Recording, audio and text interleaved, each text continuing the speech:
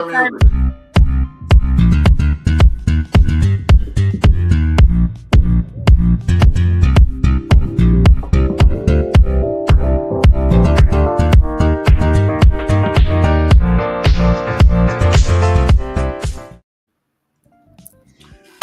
everyone. Today we have a very special guest, Chris Holden. I'm going to jump off. He has limited time offer with us today, so I got to go. All right, I'm Jamal Smith, another co-host. I'm going to turn it over to Tony, and welcome, Chris. Look forward to hearing what you have to say. Thank you, Jamal. Thank you, Brian and Jamal. Good morning, everyone. So yes, you heard that my fellow co-host hopped off really quickly, and that is because we initially had Chris for an hour. We booked him for an hour, but as anyone knows, business, craziness, everything that's going on today, and being the CEO of LA Fire Justice, this morning we found out he would be with us for 30 minutes. So we are going to condense this interview or conversation with Chris this morning, and I know it will be jam-packed with a lot of amazing information. So I am introducing Chris Holden, LA Fire Justice CEO. Please tell a little bit about yourself. I know you've been active in our community. You were the mayor of Pasadena, all of that. But tell us what you want us to know about you, and then a little bit about LA Fire Justice. Well, thank you, Tony. It's a pleasure to be here. Thank you for the invitation. You know, this is really a really tough time for all of us, especially all of us who've lived in the Pasadena, Altadena community for a good part of our lives, as I have, and I know that you have, and others who are a part of your podcast audience. Look, I grew up in Pasadena. I went to the public schools, and by going to the public schools, that included a lot of folks that live in Altadena. So over the years, I've developed a lot of friendships, teammates from sports events and that I played on in high school. We all competed against each other, so there's a kinship. And then, you know, worshiping and having your church home in the Altadena community. So there's all these different elements that bring us together. And, you know, so we call Pasadena and Altadena home. And so this is a very devastating period that we're going through. But I think over the years, having had an opportunity to represent the community of Pasadena on the city council for nearly 24 years as a council member and mayor, and then to serve in the California state legislature for 12 years, where I had the honor of representing Altadena and many communities in the San Gabriel Valley. Raised my family in Pasadena, Altadena. So we have deep roots that go back a long ways. And so the fire that broke out on January 7th was a tragic impact, not only for those who were in the community and in the way of that fire, but those of us who weren't, but yet were impacted either by smoke or other things that were making its way to our neighborhoods. But just the sense of loss. I had a number of folks call us and say, hey, look, we got to evacuate. Can we come stay at the house? And so we were in that space of also making room for family. But that's what this is about. You know, this rebuild, going through this together and rebuilding together is about family and joining in. And all the years that I've been in the legislature and the roles that I've had as the chair of utility and energy, designing the legislation that creates the Victims Fund that can be in a good place of helping Altadena recover going forward. So God's got me in the right place at the right time. That's right. And that is what is so important, is that we are walking in our purpose for this season, and that we are standing, sitting, walking, whatever, at the right place at the right time. So thank you for that, Chris. Really. Oh, I have a question though. What high school did you go to? Pasadena High School. Oh, that's the wrong answer, Chris. Oh, that is the wrong answer, because the three of us, Jamal, Brian, and I, and Pamela, who works for you, are all Mustangs. So you are our rival. You are a Bulldog. You know, but yeah, well, yes and no. Yes and no. I mean, I think that back in the day, you know, that obviously we took all of the sporting activities very seriously. So you either were feeling good walking off the field with the bell, having won the turkey tussle, or not. But I didn't play football. I played basketball. Oh, and you guys always won that hands down. That belongs to HS. Always has, always will. That was my sport. Yeah. No, you know, back in the day, we took down some big teams. You know, we were in 1977 was our first CIF championship and state championship and we beat Long Beach Poly. Was a Oh, wow. and Tony Gwynn, if baseball fans out there, he Yeah. was the point guard on that team. And then Oh, the next wow. year, Bourbon Day, which was the #1 high school in the country, we beat them in the final. So we had let's put it this way, whether it was Muir and track and field and football, Yep. or PHS, we were representing Dena all around the region. Yeah, I saw Michael Cooper about 2 years ago at LAX. We were both traveling to New Orleans, and before we got on, there was a seat next to him. I was already sitting, but I went and I sat next to him and I said, you already know it's Stang's house. And all he did was crack up laughing. And so on the plane, I was seated in first class, but about 2 seats behind him. And when we got ready to get off, he saw me. He said, if I knew you were up here with me, I would have switched seats with somebody and sat next to you, because I would have been letting you have it the whole time. So of course he didn't know me from Adam when we first, were at LAX, but I went to him and said that, and he just cracked up laughing, because we understand what that means, right? If Absolutely. But and it's a family, right? Family. Even if you went to Blair, my wife graduated from Blair, so. Oh yeah, or Marshall. We can't leave them out. Absolutely. But yeah, we are a big family, so I'm super happy to have you here. I wanted to talk to you a little bit about LA Fire Justice, what it means, why you put this group together, and the goodness that you are doing in and for the Dena. We'll just call it Dena, because Altadena Pasadenians, that's what we say, right? For our community in Dena. Yeah. Well, look, as I termed out of my 12 years in the assembly back in November last year, I was contemplating what my next would be. But I will say I didn't know that I didn't envision it being what it's turned out, in terms of being in a position to help lead a consortium of lawyers to defend and protect the people of Altadena who lost their homes by no fault of their own. It wasn't a lightning strike. It wasn't people under Tower 3 striking matches. It was a utility that failed to do what it was supposed to do. And 51 years ago, right? Yeah, I mean, look. Uh-oh. You're frozen for a second. I know you'll come right back. So anybody watching, this is normal. Okay, go ahead. I said 51 years ago, right? That they should have taken the tower down. They should have taken the tower down. But even if they didn't take it down, if they had just grounded it, it wasn't grounded. So when the power from the 2 active towers went into it, it just caused it to be destabilized, sparks flying, and then to have dry grass underneath the tower. So and not shut the power off that morning like they claimed they were going to do. Absolutely. Because there was still power up at our house, at my parents' house on Wapello and Mount Curve at 9 o'clock at night, that night. And their house was on, that they've been in 57 years, at like 2:30 the next morning on the 8th, before it swept across Lake, because they're on the east side. My sister lived right there in Eaton Canyon, and the townhouses and stuff where she lived, that complex is gone. And she saw it and literally got outside and was like, hey, to the neighbors, we got to go. There's fire across the street. We got to go. And the winds, were crazy by 6:30 when it started.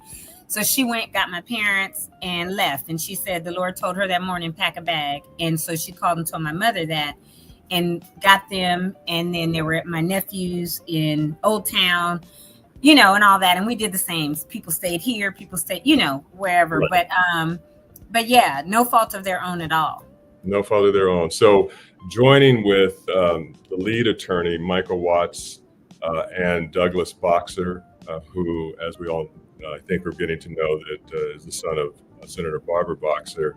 It was a team that was showing me that they had the experience, having fought the utilities and represented the victims of the Lahaina fire in Maui, countless fires in the Northern California area, represented over 25,000 fire victims, and even more than all of that, that they were prepared to be here for the long haul, not just dealing with the lawsuit, but also making sure that we had a presence in the community by having an office here on Walnut at 221 East Walnut.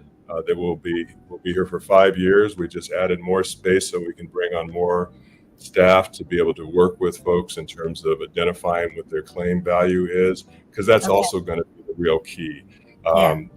Programs out there that are going to be looking to address the needs beyond the wildfire, whether it's providing information on insurance by having an insurance professional, making sure that we're meeting the needs of the community, whether they're our clients or not, but preferably it's an example of what we do for our clients by having mental health Mondays, because we know that people are dealing with the trauma.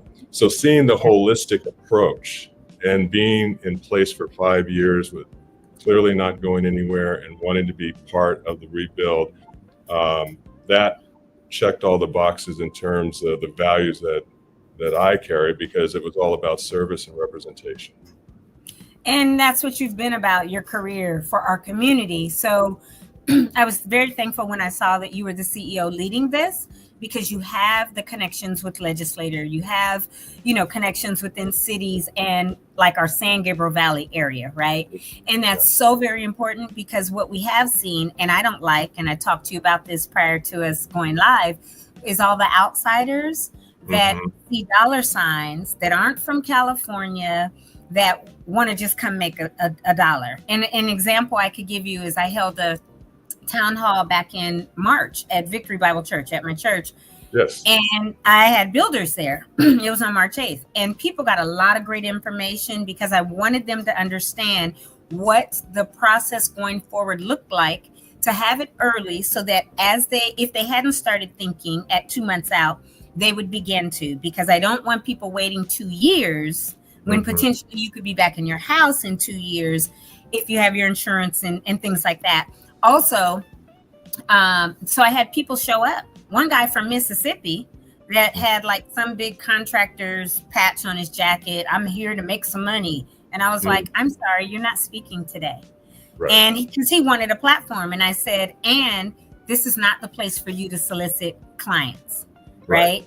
And first of all, I don't even know if you're licensed in California. You're from Mississippi, you're licensed down there as a contractor. But he saw the dollar signs of potentially rebuilding 6,200 homes. So, let me go to this. And I didn't let him speak, and I didn't let him solicit anyone. So instead, he went outside out front, and people told me he was bashing me or whatever on the curb. And then they left. And I'm like, okay, but I'm from here. And I want to protect my community as we rebuild, as we recover, as we go through the mental health process, as we go through everything, and bring vetted people in that care about our community and that want to make sure that we recover and we rebuild properly, and not just come in and gouge us. So I was glad that I saw you leading this, because you are and have represented our community for so long. And I don't think you're going to let people come in and do that either. No, the other part of my job is to hold the lawyers accountable. We're going to do this the right way, and we're going to make sure that the community is represented. And look, we've got folks that are part of our team who are graduates of John Muir. I think there's only maybe me that's a PHS grad. It's all good. So it's like so just know that we have some Mustangs that are part of our operation. And it's growing every day, because these are folks who know the community, who have their own relationships, and who are going to be working up the claims with a lot of the people who have been victims. But let me just say this too, the other thing that inspired me about this particular group is they didn't even advertise in the first 30 days. They took their time, energy, and resources and went out to try to figure out, how did this fire start? And by being able to put together the video information that we've seen, the mapping of the canyon, the arcing of the power at the tower as the power was being moved through that particular place where it showed molten metal down onto the dry grass, that was fire justice. So that information went out. Had they not spent the money they spent to do their own investigation, to show visibly that it was the utility, Edison today would still saying it wasn't them. Correct. And to figure it out and wait for CAL FIRE or LA County Fire to do the official investigation, and 18 months later come back and tell us something that we probably wouldn't want to hear anyway, because all the evidence has been lost in that period of time. So their due diligence, I thought, was really impressive to me. Their care for the community by not putting out a lot of those ads in those early weeks were very offensive. But I'm very proud of the fact that they're conducting themselves with integrity through this process, and they're putting out information that's factual and that is informing the community. And that's part of what this is going to be about, because we've never been this way before, and folks have to some important decisions to be made. Yeah. So one of the things that we spoke about earlier too, before we came on, and I really wanted you to hit it because I know we're at 10:15. We have about 15 minutes, and I do want you to also talk about the block party on Saturday. But one of the things is, and I told you, I've been in after the fire meetings. I'm going up to the summit the 8th through the 11th of next month up in Sonoma. And as a community leader, you know, here on the podcast and everything that we're doing, I heard, and I had Jennifer, the CEO of Jennifer Gray Thompson, CEO of After the Fire, on last week. And I asked her point blank, because I believe it is important for our audience to hear it. And I need your thoughts on this. Claim versus litigation.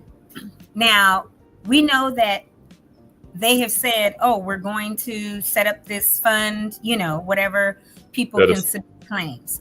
Now we know, yes, Edison. Now we know that generally if it's even if they ever admit fault or, oh, you know, we won't take full blame, we still want to hold them accountable. And so if I'm 98 years old or 92 or 85 years old and my house is now gone, I've heard that if I submit a claim and they gave me what the fair market value of my house was prior to the fire, maybe I should take that because I want to rebuild my home and live in it in my latter days.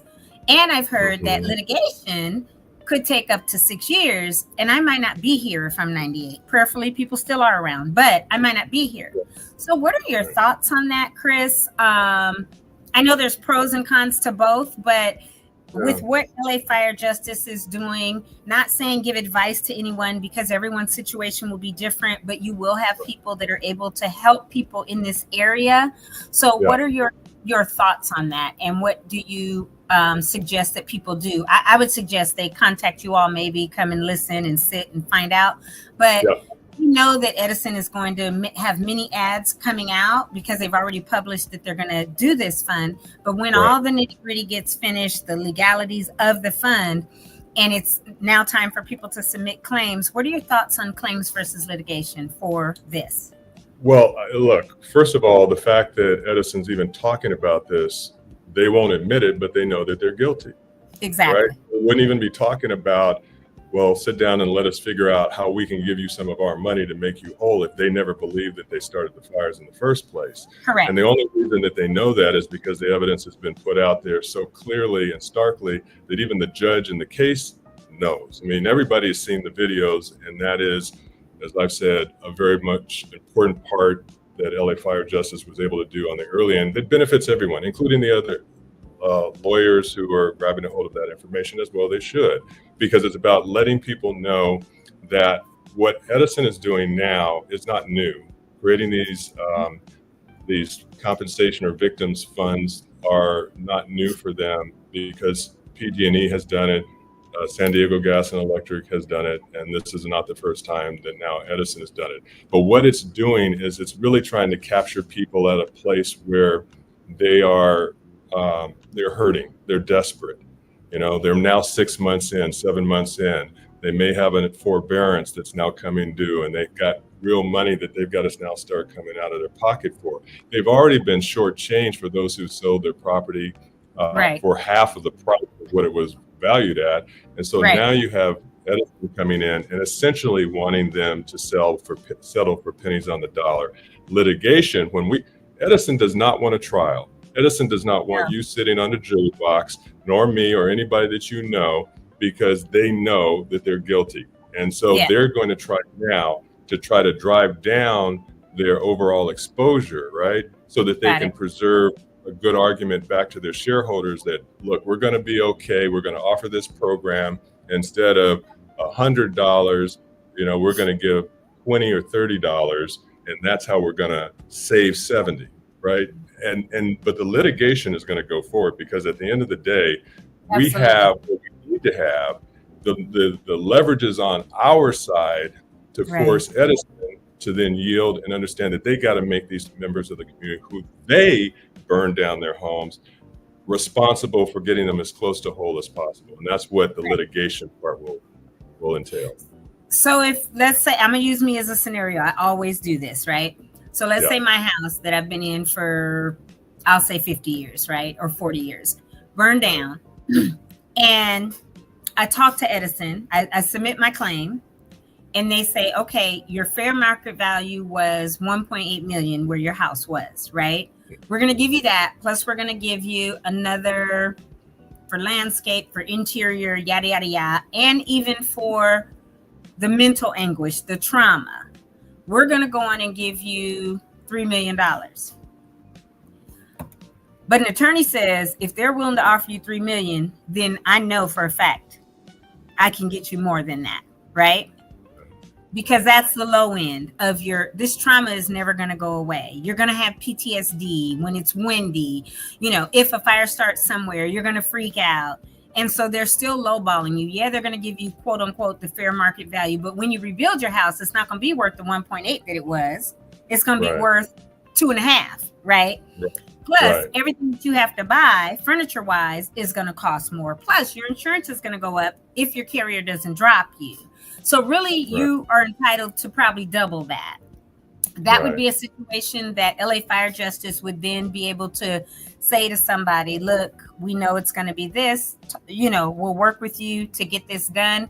And if I did submit a claim, I could reject that claim because I haven't signed anything for it, and then go with your firm or whatever to make sure that I'm, as you said, as whole as possible. Right.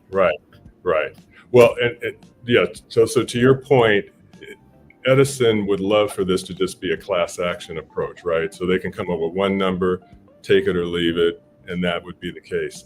But this is a tort action. So each individual person is going to have a different value assessed to what they lost, because everyone's not the same in terms of what they lost. I mean, you may have a classic automobile that was worth a Corvette 1967 that burned to nothing, and that has the value of maybe $150,000. So you look at what all of the other impacts, and rest assured, Edison's doing this because they do not want to pay emotional distress. And that is where a major part of what your claim is going to be, because people, some of our clients have given us videos that they were running, not at the earlier part where the fire hadn't reached their home and they were told they had to evacuate and maybe they can come back tomorrow. But they were evacuating while their house was on fire. They had to flee, and they are traumatized as we speak. And those are the types of things that Edison can't ignore, but they're going to want to ignore. And that has value, and that's what builds the case. Yeah, that's so important because, and I've said this a million times, my daughter, whose address is there, who still was at my parents, she was living with them a couple of years, my nephew and my brother, who is a fire chief for CAL FIRE, were at my parents' house. My brother was there until 2:30 in the morning. He had, my nephew left at, I think 2, my daughter left at 1:30, trying to get everything they could out of the house that was of value, right? They were watching everything around them burn down. Right. And even though my brother is a fire chief and has worked many fires in this state, he was tired. He sat on my parents' couch to rest. He said there had to be 100-mile-an-hour gust of wind at 2:30 that woke him up. Had that wind not happened, that gust, he would have perished in the fire because he had fallen asleep. He said he went outside to the back, and they had done all the watering down, everything. And he said the flames were coming like a monster from Concha to Wapello. And he had run down the front steps. I think he twisted his ankle, but it was black smoke. The videos that I have from that night from my daughter are unbelievable. And my brother, it's very emotional still. My brother couldn't go up there for months. I know he went up there the other day, but it's tough, right? And the place that we just had Thanksgiving at, and 2 months later, less than 2 months later, it was gone. My school, right? Elliott, Loma Alta. I went there for, my park where I walked and played and did summer at Farnsworth. Everything is gone. So to grow up in a house you come home from the hospital in, and 57 years later or whatever, it's gone. And everything. Shame on Edison or anyone for not wanting to pay for the emotional damages and the trauma, let alone everything that you lost, things that my parents had traveled the world and brought back that they can never get back, right? At 88 and 82. But I've seen my father deteriorate since January, and that's traumatic for us, right? So though I didn't lose my house, everything else is gone. For my brother, everything is gone. For my daughter, losing things and seeing a house that, she had lived in the last few years. It's just tough. So for anybody, Edison or anyone, to not want to try to make people whole, including that, shame on them. And that's why it's understandable that people need to go to attorneys and fight for what they can get to help them be whole again, or as whole as can be. Yeah, absolutely. And I feel so bad for you, Toni. I know that and that's the thing, is that we're feeling the pain from the people we know and love, even though we maybe didn't actually go through it ourselves. But that is a transference of pain that we can sometimes carry on us as well. But let me say that this is going to be a battle between shareholders and victims.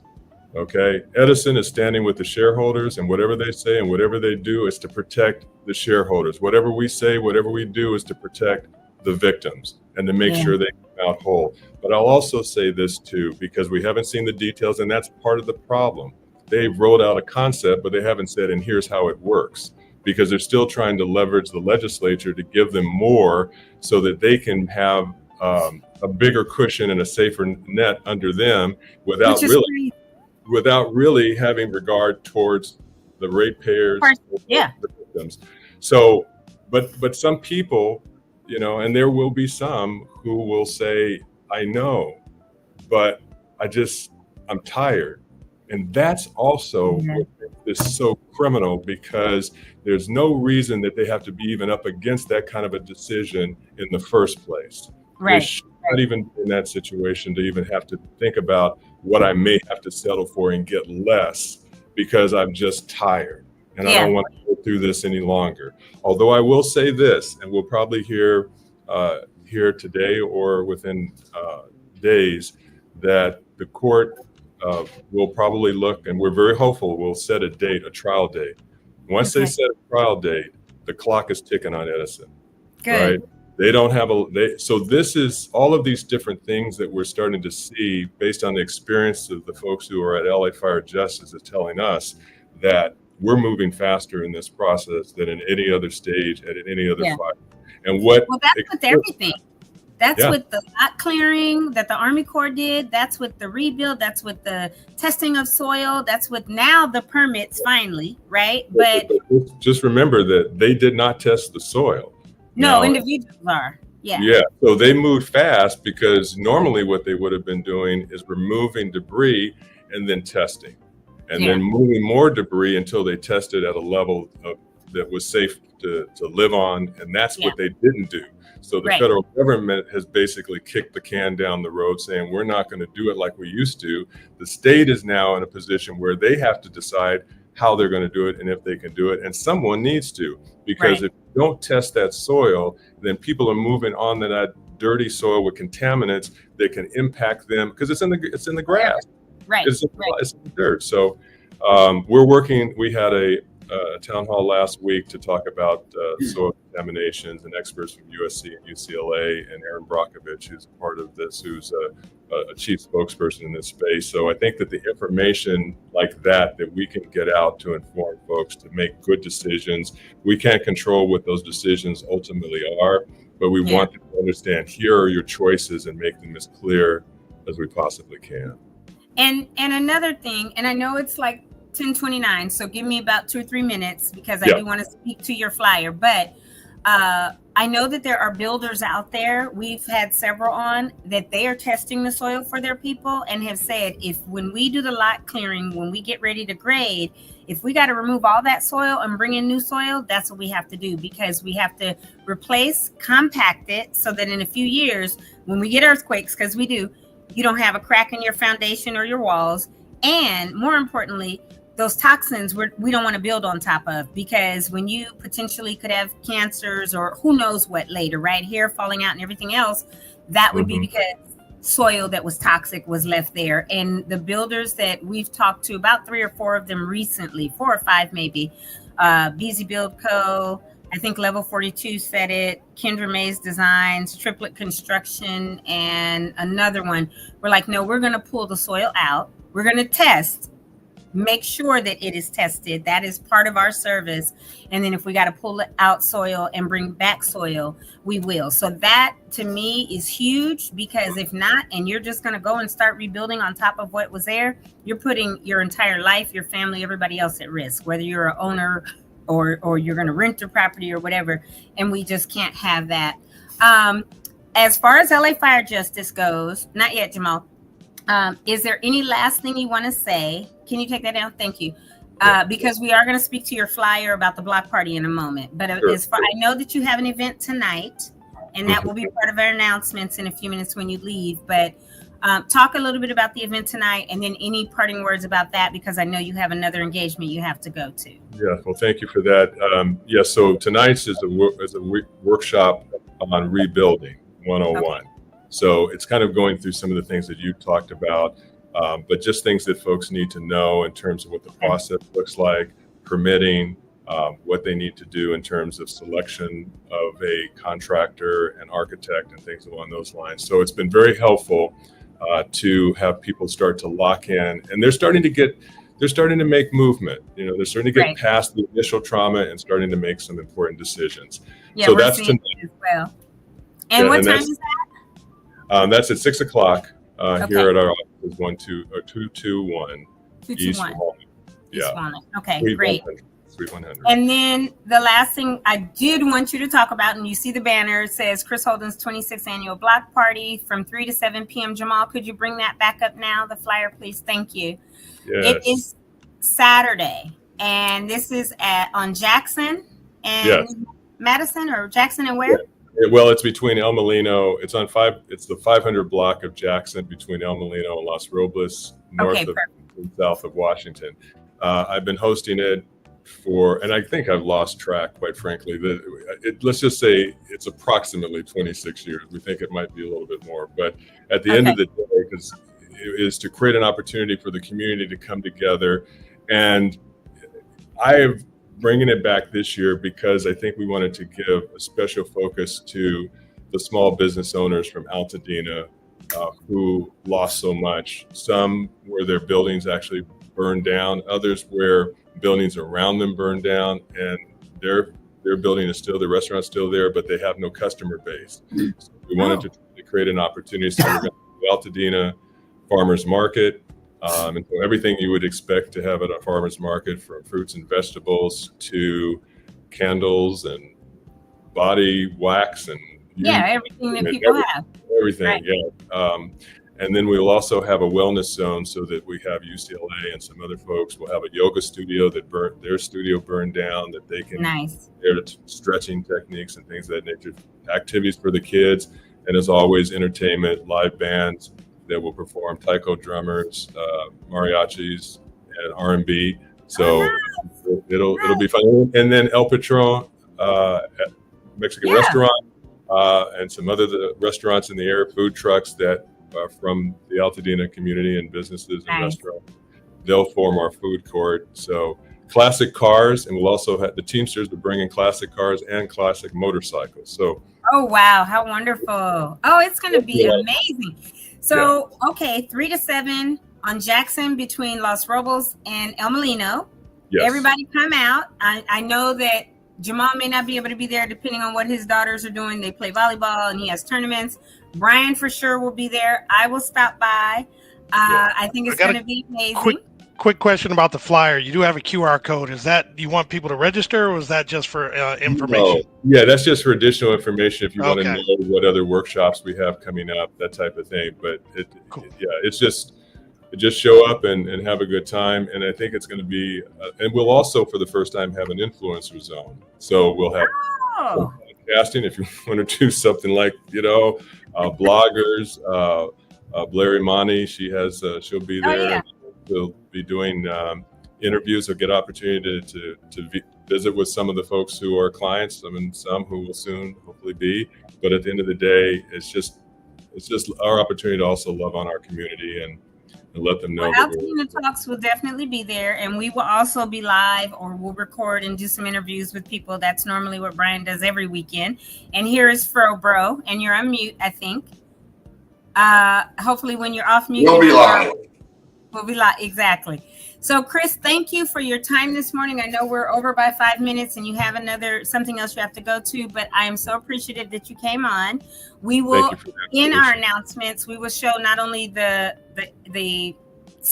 flyer again for Saturday, but we will show the flyer for tonight. And so we will read that again and reiterate that people can go to that. And there's several events, so we read those off always. So thank you. Look forward to partnering with you on some things in the future between Altadena and LA Fire Justice, and having you back on to give updates at some point as well. Happy to do that. Thank you, Tony. Thanks, Chris. All right. Have a wonderful day. Appreciate you. God bless. You too. God bless. So Brian and Jamal, you can remove Chris, perfect. And you guys come on back in this here with me. And we will put up the comments. I saw a couple from Barbara Bacchus and let's start from the top. We're gonna so man, good morning all and welcome. Chris, Pam joined the show as we expected. She was right there. So, Krishna, glad to see you jump on. Mark Avery decided to come see his homeboy Chris come through. We had Erica Anderson showed up. She was watching on Facebook. Kenneth Stewart was watching on Facebook as well. And then I have to text Mark and tell him thanks for joining right now. Yogi came on from Altadena Talks on IG. And Red Cup, as usual, is always a regular. Thank you very much for supporting. And we got Diana 2490 joined on Altadena Talks, as well as Stogie said SCE is feeling the spotlight. My mom said Altadena Talks is serving as a witness to other cities to start giving care to their neighbors before a tragic event happens, being prepared ahead of time for strategic emergencies. See, now you know where I get all this, how I talk now. You read it how you talk, but thank you, Miss Bacchus. Appreciate that. You would have read it the same way, trust me.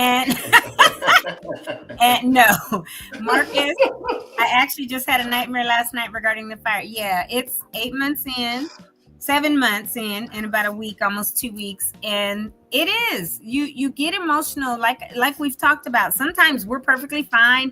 We can joke, we can talk about it. Other times we cry. Like you guys saw me get emotional talking about my brother, my niece. See, it's happening again. My niece, my daughter, all that stuff. It's not something that's going to go away like tomorrow, next month, next year. It's like every time. I mean, I well up a lot of times. I was talking to a dude at lunch yesterday talking about, why this nonprofit got formed and and then I just started tearing. He was like, "You all right?" I said, "Man, dude, this whole thing is therapy for me. It's got to come out. It's got to keep coming out until it's over with. And it's not going to be over with." You're just going to be able to deal with it better as time goes on. It never goes away. For cope, yeah, exactly. So super glad again that Chris came on. I look forward to bringing him back on, in a couple months or whenever for more updates. That was a smooth conversation. It was really nice with him on. I mean, not that others didn't talk well, but it was a very comfortable conversation. Obviously, he's well spoken and knows what he's talking about. But it was really nice. And, you know, and the Dina rivalry shot, I love that. But he that was came back lovely. on I had to he come was back because I good didn't up. know he went to HS. But that's why I asked him. I was like, "So which high school did you go to?" He talking about PHS. I was like, "Wrong answer. Yeah, but Wrong answer, Chris. he was Wrong." But with then the he came Ballers back back on you with, then. oh, we did take the CIF. Okay, see, We did I beat He Tony was with the Gwynn. We Ballers. did do this. I'll Long Beach But Poly. that's what our town is about. You might have Exactly. kicked me while I'm down, but I got you 4 years ago. Well, and the thing Oh, about it, like we always talk about, we're family. It's Altadena up above, Pasadena a little bit lower, but we're Dena. And no matter where we go, we are all together and we're going to ride for each other. That's for sure. Because if you're an outsider, we're going to be looking at you cross-eyed to make sure that you're doing right by us. But, and like he said, Muir in football and track and us, HS, in basketball. That's and it's still like that. And HS used Except to for have those few years, you know, in my, 86, that's when we took CIF. We were killing it. overall, overall, they between definitely Muir are in basketball. track and football. No, y'all was 85 and 86. It's been HS in baseball and basketball, but in the last maybe 10 or so years, Muir has been the baseball dominator. And so it's a Thanks to really, really Steve. good, huh? He hasn't been there for a couple years. Oh, really? Left? Yeah. So, but yeah, it was a great conversation. You know, I always tell people before we come on, this is not a structured, formatted show. We go with the flow, and I try to make it a very easy conversation and for us to just talk, right? And as I hear things, I'll ask other questions or whatever, and that's what we do here. So, but we want to bring accountability and accuracy always. Show us the Epstein tapes. You're so stupid. Anywho, so we are now going to segue to our announcements, which two of them will have to do with LA Fire Justice. We could take that banner down that says Chris Holden since he's gone. But Jamal, you can, if you'd like, go on and segue on to the wonderful announcements. Do you want to do them by yourself? Do you want me to do them? You want to do roundtable? What are you feeling like today? That's up to y'all. I have no problem. By yourself. I am all good. What you want to do, B? I said I want him to do them by himself. You're up, Jamal. Here we go. All right, y'all. We always start off with the Altadena Community Center, which is serving as the survivor support location for those who are still, dealing with the first, initial stages of dealing with these fires and with their insurance company and SBA and all that stuff. They're located at 730 East Altadena Drive in Altadena.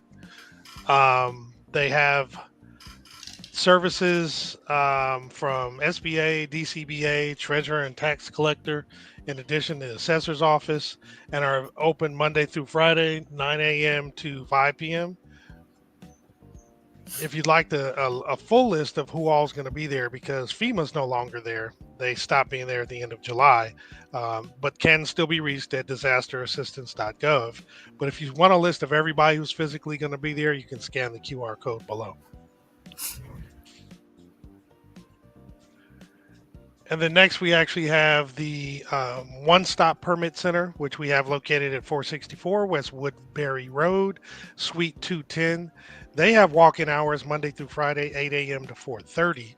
And then they also have appointments that you can set up for rebuild consultations for yourself or a small group. Those are available Mondays, Wednesdays, and Fridays only from 8:30 a.m. to 12:30 p.m. In addition, they're open for Saturdays from 8 a.m. to noon. You can also set up an appointment with Southern California Edison's Planner. They're available Mondays and Wednesdays from 8 a.m. to noon. To actually schedule the appointment, you go to recovery.lacounty.gov/rebuilding/one-stop-permit-centers. All right, and the waivers and refunds. So the county is waiving and refunding permit fees for homeowners rebuilding after the Eaton and Palisades fires. Basically, the homeowners who have already paid their fees will have the ability to have them refunded. Those who have not yet paid, they can have their fees waived. You do have to qualify, and to qualify, you just have to demonstrate that you both owned and lived in your property prior to the 7th of January. Now, the projects that are available, or rather eligible for the refund or waiver, are replacement single-family homes that were destroyed by either fire. Also, accessory structures such as garages, pools, ADUs, etc., in addition to standalone ADUs for temporary occupancy during the rebuilding. Unfortunately, commercial properties, rentals, multifamilies, or temporary housing projects, or those properties not damaged by the fires, are not eligible for a refund or a fee waiver. Now, if you do want one of those, you do have to fill out a form.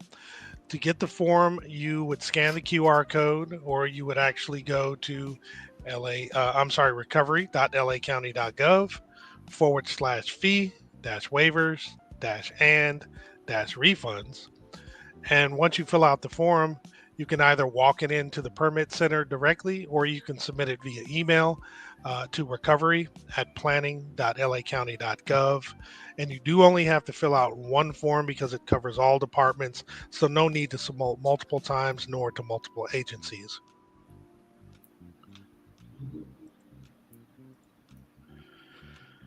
Then we have the CalAssist Mortgage Fund. This is actually giving you up to 3 months of mortgage payment relief up to a max of $20,000. This is a fund that doesn't have to be repaid, and it is free to apply.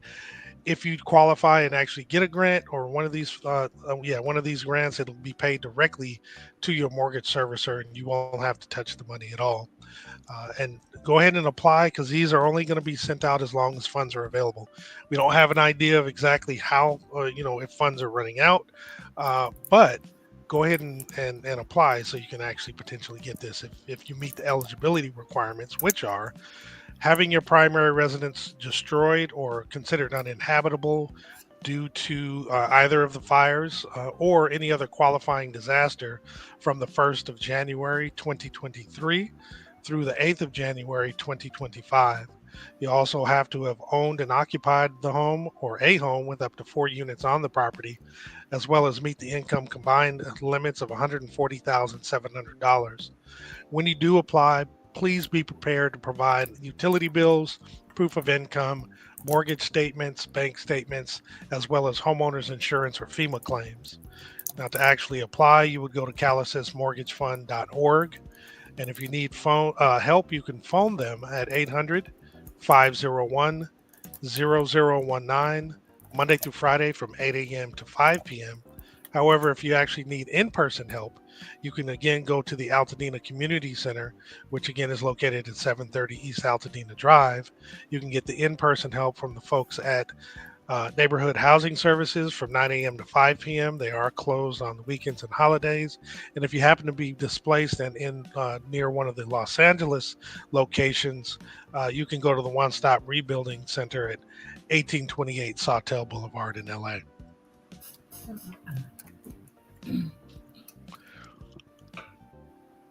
So, as Chris Holden had indicated, there is an event, and Tony had mentioned this as well. We do have a couple flyers for his LA Fire Justice. So they're actually putting on, I believe it is the 7th episode, or what do they call it? Hold on one second. The workshop number 7, as part of the workshop series designed to provide a roadmap and answer everyone's questions about the rebuilding process. This one is actually going to be tonight. It's going to be discussing building smart. It's going to be located at the LA Fire Justice Office at 221 East Walnut Street, Suite 100. Opening remarks begin at 6:30. Guest speaker begins at 6:45, followed by Q&A at 7:30. And again, refreshments will be provided.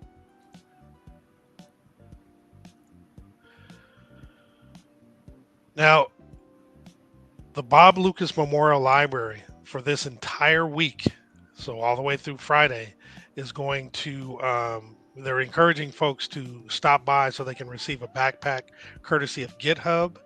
This is actually located at 2559 Lincoln Avenue in Altadena. This is on the corner of Figueroa and Altadena, the northwest corner. Open Monday through Friday, 10 a.m. to 5 p.m. And this is for children ages 6 to 12. and this is going to be while supplies last. The Altadena Rotary Social is actually happening tonight at the Good Neighbor Bar, located at 2311 Lincoln Avenue in Altadena. And this would be between the hours of 5 p.m. and 8 p.m., which is essentially closing time. So there will be a corner of the patio reserved for this event. So family, friends, and kids are all welcome. The Taco Casa truck is available, or you can bring your own food. One thing to note is all beverages, including non-alcoholic beverages, must be purchased on site. And there is table service from Good Neighbor Bar and West Altadena Wine and Beverage.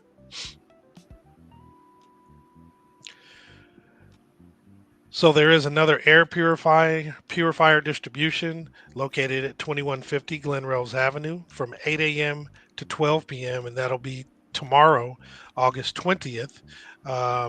It's for the Altadena, Pasadena, Sierra Madre, and La Cañada residents only. And again, you must have ID or some sort of proof of your previous address. And so make sure you bring that.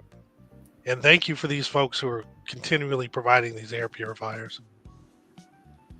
And then again, tomorrow, Juicy Little Finds Thrift Store is presenting We Out Here Market. She's out there every Wednesday from 12 p.m. to 3 p.m. at the world famous Fair Oaks Burgers, located at 2560 North Fair Oaks Avenue in Altadena. This is another event where you have to provide proof of your residency, so bring your ID.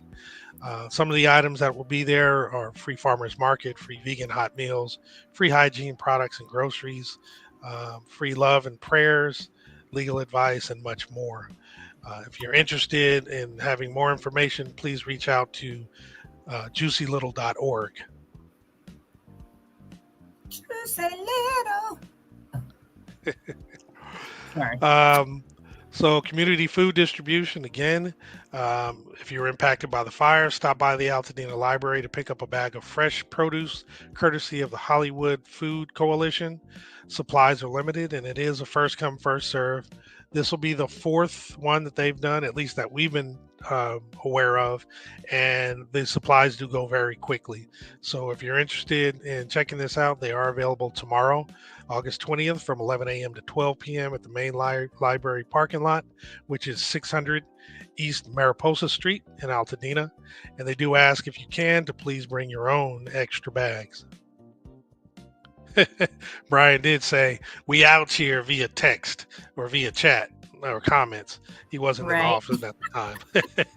I was, I don't know if you heard me pausing. I was waiting on it, right? Yeah, you never know when it's coming. Where I said, just a little. Yeah. We gotta have some sort of flavor to it. Yeah. So the Pasadena Parks and Recreation is providing the free summer concert and movies at the park. One of their favorite summer traditions returns: live music and movies under the stars in the local community park. So they say, grab a blanket, bring your friends, enjoy free concerts featuring amazing bands and artists from a variety of genres, plus outdoor movie nights, perfect for the whole family. Check the schedule, pick your favorite dates, and don't miss out on unforgettable evenings of music, movies, community, and fun. So this next one is going to be at Loma Alta Park, 3330 North Lincoln Avenue. And it will be this Thursday is going to be The Wild Robot is going to be the movie from 5 p.m. to 7 p.m. And then this is on the Thursday the 21st. And then the following Thursday is going to actually be a concert where it's Susie Hansen's Latin Band. And that'll be from 7 p.m. to 9 p.m. also at Loma Alta Park. If you have any questions, you can reach out to them at 626-206-9313. And this, again, should be a very nice event. Everything else they've had up there has been pretty nice. And the folks at Harambe at 1609 Navarro Avenue in Pasadena are providing Dena Summer Nights with games, food, vibes, art, and community. It is this Friday from 8 a.m. to 11 p.m. So definitely go check that out. It should be a nice event. We also have the Altadena Revealed: Reflections of People and Places. So this is the fifth installment of the Altadena Architecture and a Legacy and Elegy. The speaker is Tim Gregory. It'll be this Friday, the 22nd, 7 p.m. to 9 p.m. at the Altadena Main Library, 600 East Mariposa Street. From 7 p.m. is when the doors open, and then from 7 to 8:30 is going to be the actual lecture. So it'd be a nice another event to check out. And then, as we mentioned earlier, this Saturday, April 23rd, from 3 p.m. to 7 p.m., Chris Holden is putting on his 26th annual Community Resource Fair and Block Party. This is going to be at the 500 block of East Jackson Street in Pasadena. Support resilience for Altadena businesses and families. So bring the whole family to play games, listen to live music, pick up resources from local nonprofits and agencies, shop local businesses, and encourage each other as a community. As I've mentioned a few times, I'm familiar with this event. I think I may have gone only once, but I know a couple families on the same block as Chris, and they've been doing this for a long time and always have a good time. This one, I think they're stepping it up a level just because of what has transpired over this, the past 7 months, or, because of the fires and how people are dealing with things over the past 7 months to make it really special. And we will be there. Somebody from AltadenaTalks is going to be there. It'll be really nice. And I believe this last one, Miracle City Ministries and partners present the Altadena Rebuilding Conference, which is going to be also Saturday from 10 a.m. to 5 p.m. It's going to be located at 997 East Walnut Street in Pasadena, which is 2 blocks east of Lake Avenue. There's going to be several speakers, a whole list that are listed there, but like LA County Fire Department, the Building and Safety, Greenworks Construction. Pardon me? And me. I was asked in a text if I could speak on Saturday at this. And I'm like, okay, I don't know what the subject is yet, but I was asked and just confirmed a little while ago. Well, our very own Tony Bailey Rains from AltadenaTalks will actually be presenting as well. So there won't be a question mark next to her name. No question. Her name. And they did ask me her name in there. if I could give them the Army Corps engineers info. So I'm going to shoot them that in a minute. Oh, very cool. Yeah. All right. Well, yeah, that's a really, really good event. So for more information, if you have questions about it, you can actually contact the event coordinator at 626-989-2218, or you can email them at miraclecityministries@yahoo.com. And with that, I'm bringing us back. I cough. We're back. And yeah, another nice show. Like I said, Chris was really cool. Yeah, he is. He's a great guy and great gentleman. And I'm thankful that he was able to come on today. And I really look forward to working with him or them in the future, however we can partner to get the information out to the community that the community needs. And thank you, Marcus Betts.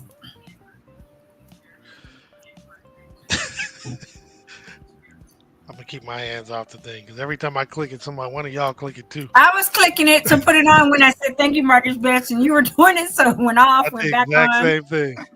I don't even touch it anymore. Go ahead, Jamal. You run it. No, I'm good. No. We out here.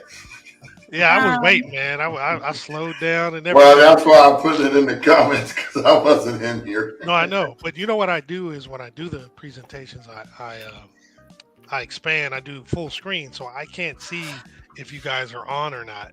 So I couldn't tell if you were away. So that's why I just always. That's all right. I was there in spirit. Of course, I know you're always watching, even when you walk away. But hey, this is episode 155, guys.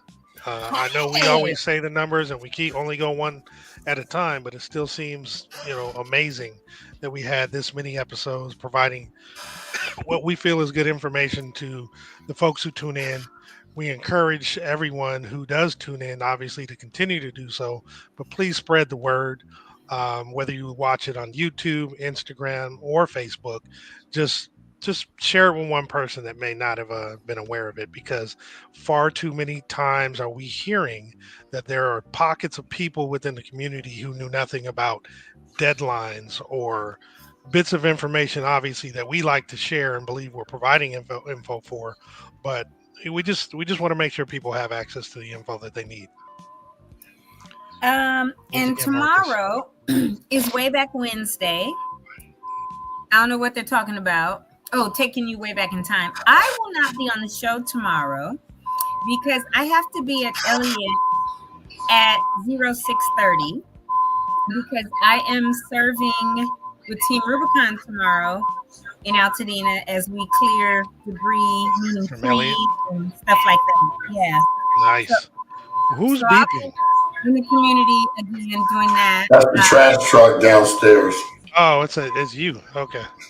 Right. I was going to put somebody on mute. I didn't know who, but no, it's all good. That's crazy because you're way up on the 6th floor. That's so loud. Although today's my trash day too, but they haven't come by. But yeah, so I will be in Altadena tomorrow. I got to be at Elliott at 6:30 in the a.m. I got to get my Team Rubicon shirt and hat and boots and all that out because we working. Now look, y'all, as prissy as I am, I got to wear gloves tomorrow. This here hair is going to have to be up in a ponytail or something because I am going to be out there working. I know it's going to be hot. I'll have all my water, but Team Rubicon has really been integral in being here since the beginning. And we get deployments that ask us, can we go serve? So I had logged in to do this new one and it was too late. And they said they were closed. But then Seth, out of, I think he lives in Wisconsin or somewhere, but anyway, he does a lot of their drone work and filming. So he reached out to me and said, hey, Antoinette, are you going to be working at deployment? I'll be there next week. And I was like, I didn't log in. So he pulled strings. He was like, don't trip. I want you back out there. I need to film you again, because he did a whole kind of thing on me from the very first time I served. And I was over at Victory Park doing. It was really nice too. When we were giving sandbags, and then he followed me. We did one where I was a strike team lead up in Cheney Trail at some of those houses that burned down. And we had a huge strike team. So I was the lead and, giving direction and driving them around and stuff. And then they came back and did a whole hour or something of over my parents' lot in the house where they did drones and interviewed me about the impact. Didn't we share that at one point? We did. Yeah. Yeah. And so tomorrow he wants me back out there to do some follow-up filming, I believe. But I enjoy when I get to go and serve in my own local community. And so now the service is we're using chainsaws to cut down some trees, shrubs. Oh yeah, we get it in, but we did. It's gonna be the Altadena Chainsaw Stump Massacre, like that one at the end. Swing. Oh yeah, so I'll be out there doing that tomorrow. So I will not be on the show, but I'll be thinking of y'all. If by chance I can go live, because they don't let people take pictures and stuff. But Seth, I already told him I'm gonna bring my camera, my phone, and see, and so I might be able to pop in here tomorrow from on site if I have service, because part of Altadena does, part doesn't. So if I'm where there's service, I will try to pop in, and if not, who knows. Righteous. Sounds great. I gotta text myself this link because I have the old link and I'll be in another one. So I'll text myself this one so that if it happens, I will. If I can.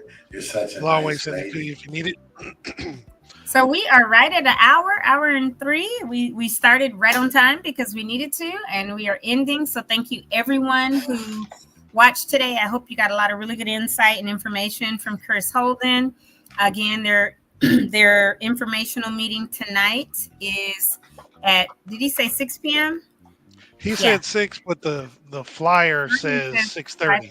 Oh, 6:30. Now, Okay. he does have a town hall, or no, he had a town hall, which was at 6 That was p.m. last I think week. he may have mixed the dates up.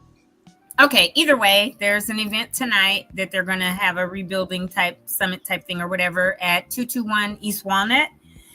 And so remember that if you need to get down there, go on and get down there and watch it. Otherwise, I will say what I always do, which is toodles. And thank you so much for watching today. I got to call Janet because she's supposed to be on Thursday from Fair Oaks Burgers to talk about the amazing goodness and what they've been doing. This dude. On that, man. I see what he's gonna or what they're gonna be doing or continue to do in the community. So I will confirm with her again today or reconfirm. And then on Friday, Jamal is going to host Joe Bryant, a local Altadena Pasadenan and builder, and interview him on some things. And then on the weekend, we will be out there. But I'm sure there'll be more in the announcements as well. Closer to the weekend we get.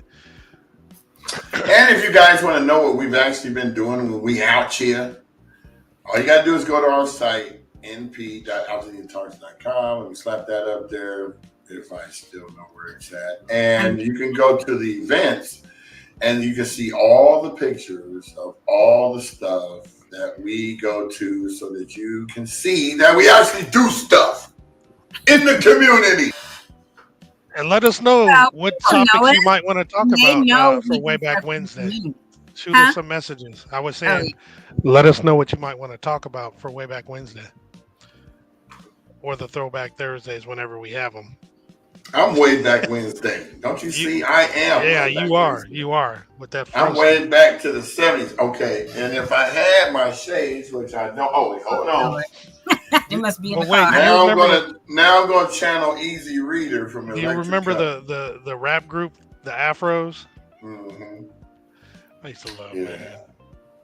Yeah, I'm Stevie Wonder's younger cousin, Brian Wonder. Yeah, you wonder what I am, right? Yeah. Well, wonder no more. Anyway, we're happy to see y'all. Thank you for showing up for us every day that we're on. We couldn't do this without you. Well, actually, we could, but we just wouldn't have an audience. It would, no meaning. It wouldn't work. Yeah. Well, you know how they say with influencers, start with one video, then do 2, then do 10, then the people will come. And build it and they will come. Yes, I've been seeing the results, and it's been spectacular. I'm proud to be a part of this trilogy of terror. In advocacy for Altadena residents. Mm-hmm. See y'all. Right. Peace. All right, have a fantastic day. Peace. We out here.